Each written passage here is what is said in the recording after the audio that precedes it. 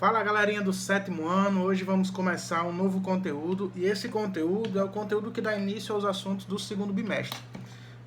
Nas semanas anteriores já concluímos o livro do primeiro bimestre, os assuntos do primeiro bimestre, terminamos em renascimento, mudança de pensamento das pessoas durante essa transição de idade média para a idade moderna. As pessoas estão mudando o pensamento, estão abrindo suas mentes e a partir disso outros eventos vão surgindo. O primeiro assunto do segundo bimestre começa na página 222 e tem o título A Expansão Marítima. Esse assunto é muito importante, principalmente para a história europeia e brasileira, porque vai ser nesse período aqui em que Pedro Álvares Cabral vai chegar ao país que depois receberia o nome de Brasil, o território. E vamos lá, por que começaram, quais foram as razões que fizeram com que acontecessem a expansão marítima? Antigamente, os europeus consumiam muitas especiarias. O que eram especiarias? Eram ingredientes raros que não existiam na Europa. Esses ingredientes só existiam na Índia. Então, pimenta, noz moscada, canela, entre várias outras especiarias. E aí, como não existia na Europa, eles tinham que buscar essas especiarias no Oriente, lá na Índia, na China, por ali. Antigamente não existiam as grandes navegações, as grandes embarcações. Os barcos eram pequenos, para pequenas viagens próximas. E aí eles buscavam essas mercadorias em cidades italianas, em Gênova e em Veneza, tá? E eles tinham que pagar impostos para buscar essas mercadorias lá. Só que chegou um momento em que a cidade de Constantinopla, que era a cidade que fornecia essas especiarias para a Itália, foi invadida pelos turcos. E aí os impostos eles foram elevados. Isso fez com que os europeus achassem muito caro os impostos e que isso não daria tanto lucro assim. Então, para não ficar no prejuízo, era necessário encontrar um novo caminho para buscar as especiarias, em vez de continuar pagando altos impostos para os italianos. E aí vai ser a partir disso que eles vão começar a investir nas grandes navegações. Então vai ser um período em que eles vão criar coragem, vai ter um espírito aventureiro e ao mesmo tempo em que vai ter também um pouco de medo, porque naquela época existiam muitos mitos, existiam muitas lendas em relação a monstros marinhos que naufragavam as grandes embarcações. Tinha gente que ainda acreditava que a Terra era plana e que se você navegasse demais você poderia cair no final do mundo e cair num buraco negro.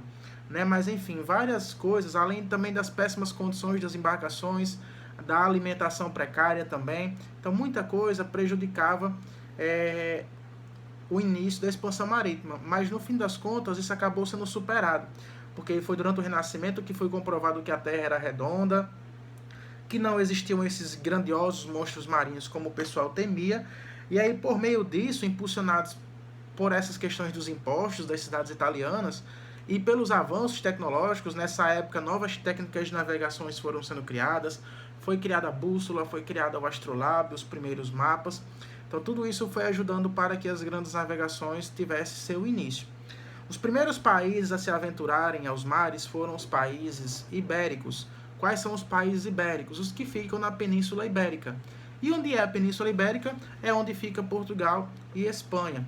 Então, eles foram os primeiros. Portugal foi o primeiro de todos, porque Portugal foi o primeiro país a conseguir uma instabilidade política, a decretar sua independência, a formar uma nação, a fazer a Revolução de Avis, que fez com que o rei chegasse ao poder apoiado pela burguesia. Então, lá em Portugal, existia uma união entre os reis e os burgueses. Todos dois queriam crescer juntos. Isso lembra o mercantilismo que estudamos nos assuntos anteriores.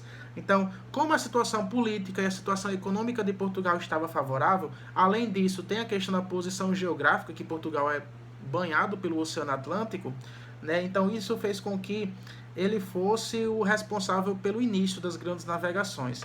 O caminho, a rota que Portugal vai fazer vai ser o périplo africano. O que é périplo africano? É a volta ao continente africano. Então ele vai sair da Europa, vai dar a volta no continente e vai chegar até a Índia. E lá na Índia ele consegue comprar as mercadorias que ele queria e volta para o continente europeu e vai revender essas mercadorias conseguindo muitos lucros. Já a Espanha vai ser o segundo país a se aventurar nessas grandes navegações, porque foi o segundo país a conseguir sua estabilidade política.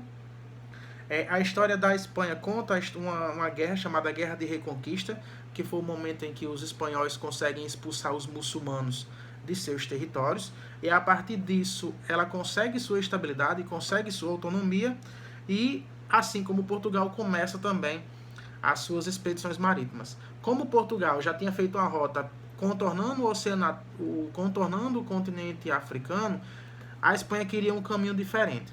Como os espanhóis já acreditavam que a Terra era redonda, o que foi que o navegador Cristóvão Colombo pensou? Se a Terra é redonda, eu posso sair daqui, dar a volta no planeta e chegar lá na Índia, como eu quero. Em vez de dar a volta no continente africano, eu posso dar uma volta no planeta.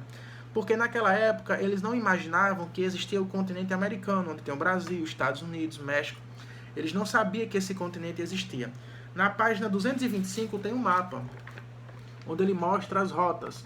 Então, como foi que Portugal fez? Portugal saiu daqui da Europa e deu a volta no continente africano até chegar aqui na Índia.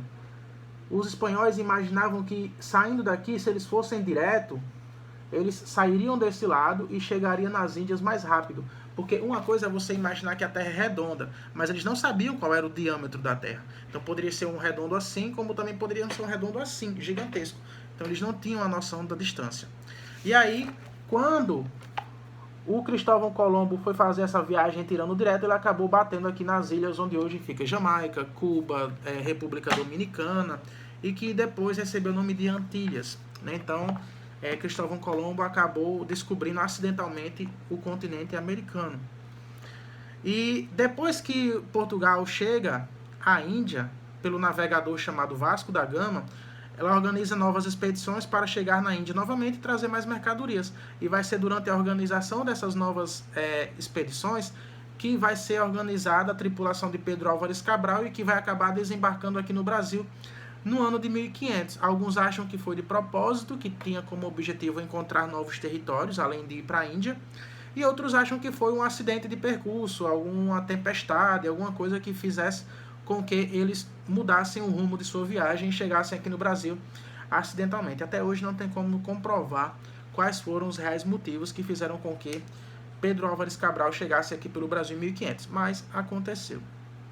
Então Portugal conseguiu chegar à Índia e a Espanha chegou até a América com Cristóvão Colombo, tá? Depois vão ser organizadas algumas expedições para dar a volta no planeta e isso vai ser conseguido, vai ser conquistado, mas esse é assunto para nossas próximas aulas. Além de Portugal e Espanha, outros países vão se aventurar também nas expedições marítimas, só que vão ser umas navegações tardias, né? Depois, como França, Inglaterra e Holanda. A França e a Inglaterra vão demorar porque elas estavam passando por um conflito muito longo, que era a Guerra de 100 Anos, que nós já estudamos esse conflito. Então isso vai fazer com que eles demorem a alcançar sua instabilidade política. E a Holanda, durante muito tempo, ela era um país conquistado pela Espanha. Então depois que ela conquista a sua independência, que ela também vai conseguir investir nas grandes navegações. Então inicialmente eles vão funcionar como piratas, né? Vão roubar e vão naufragar as embarcações de portugueses e de espanhóis que já vinham com mercadorias, para depois eles começarem as suas grandes navegações. Para dividir os territórios, foram organizados alguns tratados. O tratado mais famoso é o Tratado de Tordesilhas, que dividiu os territórios entre portugueses e espanhóis, mas esse tratado ele nunca foi respeitado, nem pelos portugueses, nem pelos espanhóis, nem pelos outros países, França, Inglaterra e Holanda. Foi um tratado criado com o objetivo de evitar conflitos, mas ele nunca foi respeitado. Tá? A atividade desse capítulo começa na página 226 e vai até a página 230. São 20 questões. Esse assunto ele é bem tranquilo. Eu vou querer que vocês leiam todo o capítulo e depois vão responder as atividades. Qualquer dúvida, qualquer questionamento, podem vir falar comigo no privado do WhatsApp ou então aguardar a nossa próxima aula virtual que será marcada. Beleza, pessoal? Então, até a próxima. Valeu!